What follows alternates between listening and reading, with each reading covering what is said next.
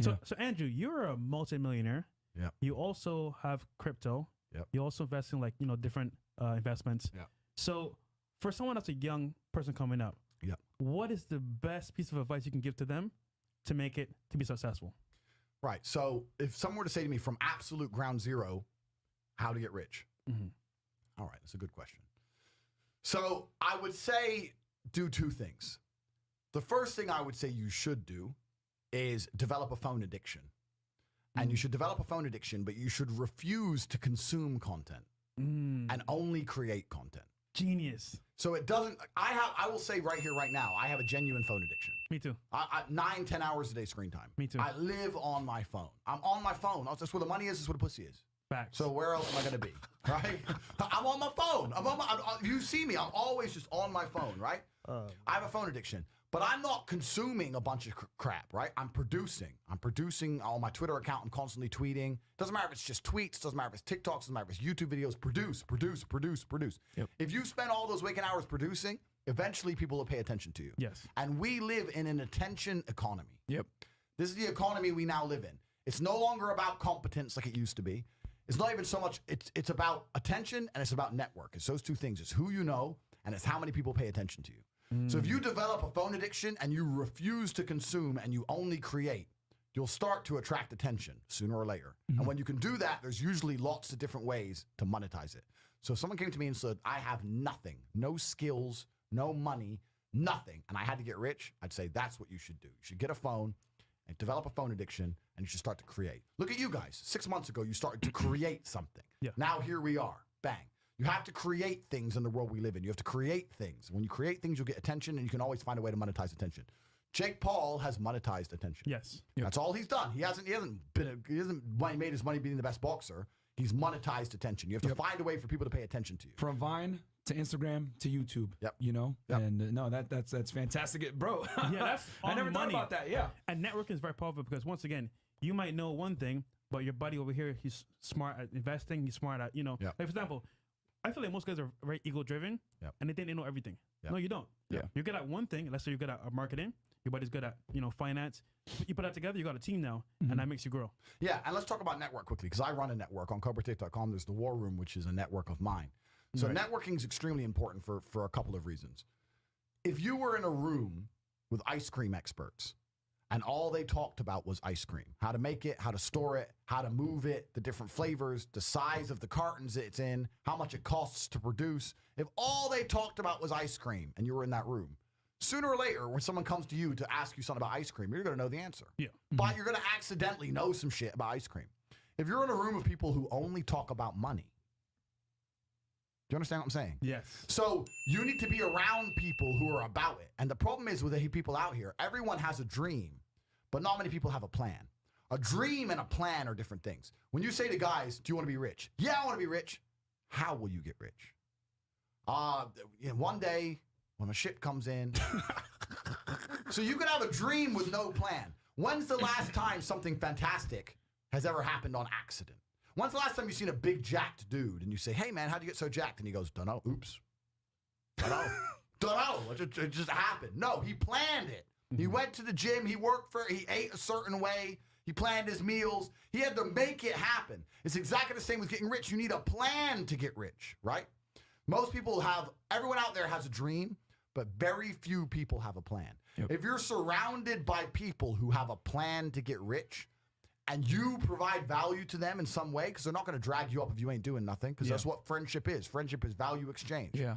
If you provide value to them, sooner or later you're going to begin to make money. Let me tell you something. When I was broke, and like I said, I have a bunch of money now. I was broke.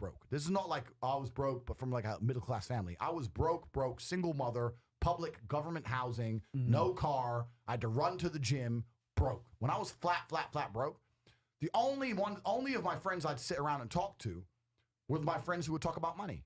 The guys who would sit and talk about video games or sit around and talk about football, I wouldn't hang around with them. I only used to sit and talk to my friends, talk about money. None of us had any money, right? But if we walked into a coffee shop and we bought coffee, we would then sit there over our coffee and analyze, how did this coffee shop make us give them our money? Because that's what's happened. We've given our money to this coffee shop. Why? Did we really want coffee? Where is it located? Is it a convenient location? Is it because of the brand of the coffee? Is it because the waitress is cute? Why are we in this particular coffee shop? Why didn't we go to that one? Why are we in this one? If we were to open up a coffee shop next door, how could we outcompete this one? What's the rent for this place? What's the margin on a cup of coffee? Everyone in here's a man. If you noticed, everyone in here's a man in a business suit. Why is the person serving not a hot girl? Why is it a guy? Do they sell sandwiches? Do they sell cake? Like, start to actually think. Think about the money. And then if you do that every single time you spend money on anything, you're going to end up realizing there's tons of gaps. There's gaps in the market everywhere. You'll start to sit there and go, you know what? I could open up a coffee shop right next door to this fucking coffee shop. Change this, this, and this, and murder this place. But people don't think about it. People just give their money away all day, and it never even crosses their mind about how they were convinced to give their money away. Yeah. You know?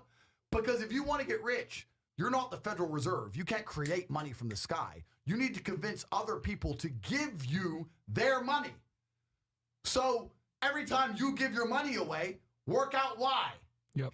You know, so you need to be surrounded by people who think this way. You need to adopt this attitude. I've always had it even when I was poor. You need to start to realize that the traditional methods of creating wealth, which are advertised to you, are a scam. The idea that you can just work really hard, save up, get a mortgage, and in 35 years pay the house off, and then you'll be rich.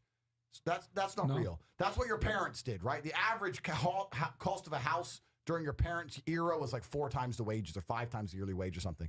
Now it's completely out of control. Yeah. It's completely out of control. And patience is another thing I'll make a big point. Patience is a huge enemy to getting rich. I don't care what these Gary Vee and these dorks, because Gary Vee's a nerd. Gary Vee's a nerd, right? He may have some money, right? But if I were to grab him by his neck, hey, bro, you got to be really tough and you got to really work hard. Shut the fuck up. Pussy. He's a bitch, right? So when all these dorks are talking about patience is what they tell the slaves to convince the slaves to keep being slaves. That's what it is. If I was in charge of the world, right, and I had a working class of slaves, which is what the working class is. I don't use that word slaves unironically, right? You're slaves, and I'll tell you why. If I can create something from thin air, and I can create unlimited amounts of it, and I can make you give up your life for this thing, you're my slave. If I could create dollars from thin air, unlimited amounts, and I can make you sacrifice your life. Fiat currency. Make you sacrifice your life for a tiny percentage of what I can create from thin air, you are my slave. Because even if you say no, I'll say, I'll give you some more.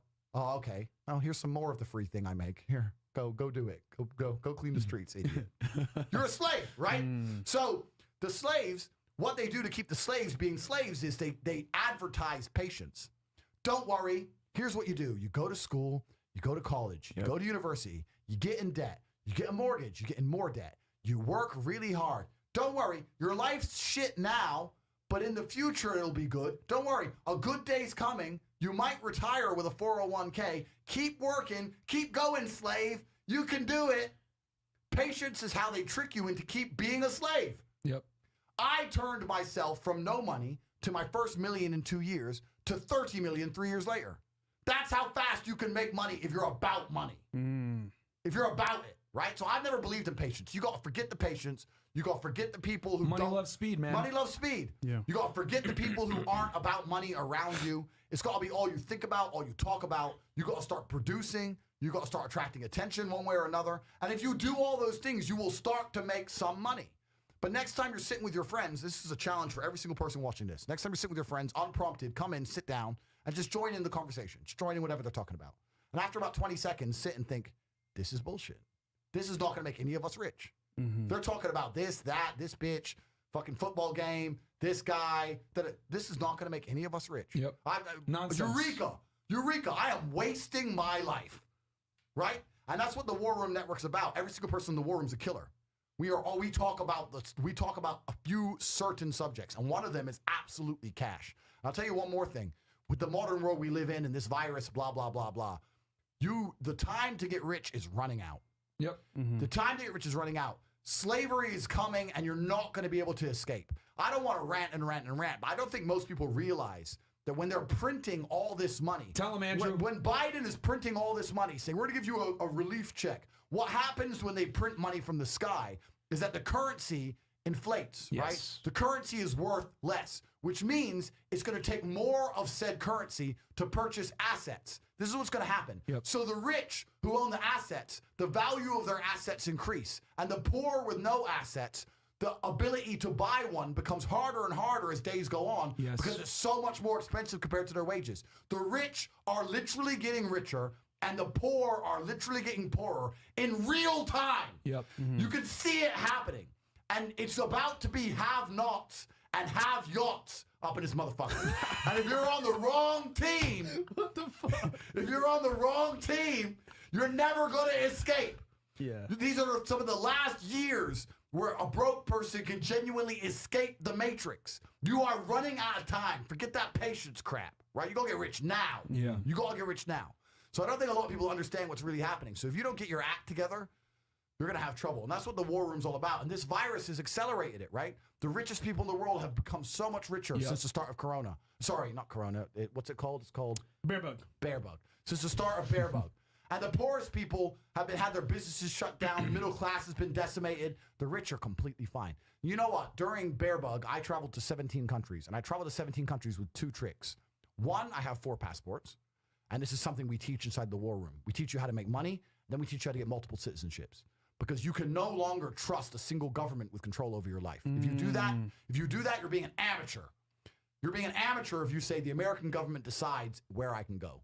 You could take my American passport right now, no problem. I got 4 more. I'm getting out. I'm getting out, right? Unless you're on Interpol top 10, the world's not as connected as you think, right? They ban a particular passport number. You could have a different passport. Imagine this. Imagine if you were extremely sexy, kickboxing world champion, caramel, gorgeous. Imagine you were to get a passport in a country, let's say, I don't know, Estonia. And then imagine you legally changed your name in said country. Now you have a perfectly legal passport with a different name. Wouldn't that be interesting? Very interesting. So there's a whole bunch of things you can do to put yourself beyond control of a government. And I teach this is what we teach inside the war room. Because the idea of living off-grid isn't real anymore. You can no longer live off-grid. So the only thing you can do is live on so many grids that they can't contain you. So during this bear bug, when we weren't allowed to travel, I've been to 17 countries. And I did that because I had so many passports that one of them was always permitted. And secondly, private jets. Because I'm rich. And this is the point I'm making. If you want freedom in the future, in the new world that's coming, if you want to be a free man, you need to have a bunch of passports and a bunch of money. Because it's about, like I said, have-nots and have-yachts. It's about to be people like me doing whatever we want, ignoring the rules, and the other people, oh, it's lockdown again. I guess I better go home. Yeah, exactly, right? Which one do you want to be? Yeah. It's a serious question. Which one do you want to be? And this is what we teach in the war room. We're teaching all about residencies, multiple passports, and how to make money. So making money is a key component to freedom. And this bear bug thing has shown you how quickly they will lock you in your house. Facts. They will lock you up in jail in your own house. Last year around this time, 100% lockdown. You couldn't do nothing, bro. And if that doesn't scare you, then there's something wrong with you. Because what's scary about it is everyone listened. Yeah. Yeah. And everyone listened because they've destroyed the masculine spirit. Boom. Because one man can't go riot by himself. I tried.